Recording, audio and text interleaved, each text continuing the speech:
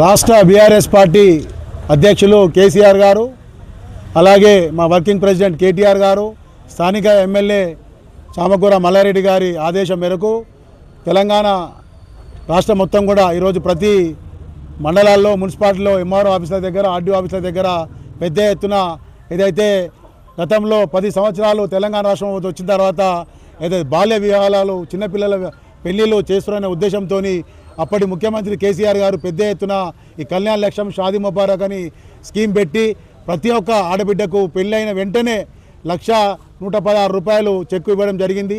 ఆ డబ్బుతోని మంచిగా పెళ్లి చేసుకొని మంచిగా ఆనందాలతో ఉండే కుటుంబాలు ఉండే. కానీ ఈ కాంగ్రెస్ ప్రభుత్వం వచ్చిన తర్వాత మాయమాటలు చెప్పి వాళ్ళందరూ కూడా ఈ 1,00,000 రూపాయలతో పాటు తులం బంగారం ఇస్తున్నారు. ఆ తులం బంగారం లేదు, నా ఈ 1,00,000 రూపాయలు లేవు, ఈ రెండు కూడా ఇవ్వడం లేదు. ఇప్పుడు హైకోర్టు ఏదైతే చెక్కులు దాన్ని రద్దు చేయడం జరిగింది, అది టైం ఇవ్వడం. ఎందుకు అది కాంగ్రెస్ ప్రభుత్వ అది ఒక నిర్లక్ష్యం వలన హైకోర్టు దాన్ని కొట్టేయడం జరిగింది. ఎందుకంటే దీనికి కౌంటర్ వేయలేదు. దానికి కళ్యాణ లక్ష్మి కోర్టుకు పోయారు కొద్దిమంది ఈ జీవోల మీద, ఉచితాల మీద, జీవోల మీద కోర్టుకు పోతే దాన్ని సమర్థించి హైకోర్టులో ఒక పిటిషన్ వేసి దాన్ని వేస్తే అది కొట్టేదురు.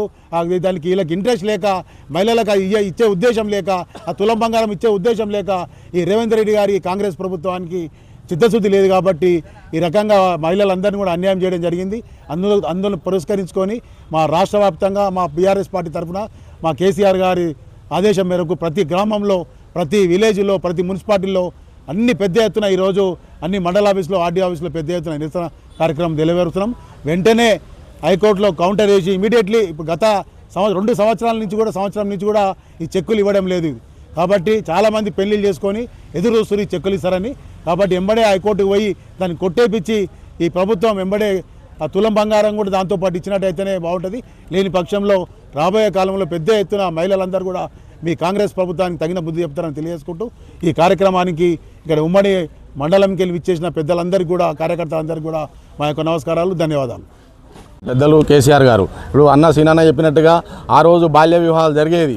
ఈ బాల్య వివాహాలను అరికట్టాలంటే ఈ యొక్క కళ్యాణ స్కీము 18 ఏళ్ళ తర్వాత అయిన వాళ్ళకి కళ్యాణ స్కీము వర్తిస్తుందన్న ఆ ఉద్దేశంతో ఆ రోజు స్కీమ్ పెట్టాడు. ఆ రోజు బాల్య వివాహాలను అరికట్టినట్టు అయింది, ఆర్థికంగా ఆసరకు వచ్చినట్టు అయిందనే ఉద్దేశంతో కళ్యాణ లక్ష్యం పెట్టాడు.